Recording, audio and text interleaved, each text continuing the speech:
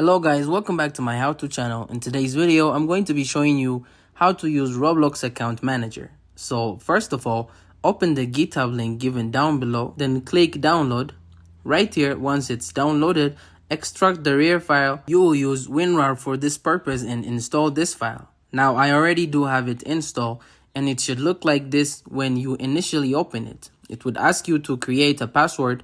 Once it has been opened, what you need to do is click add account. It will redirect you to Roblox login page. It's logging with an account and it will automatically close. I would recommend you not to use your main account here.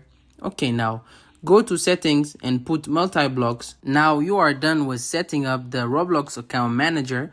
To get place ID, open any game and copy the ID in the link.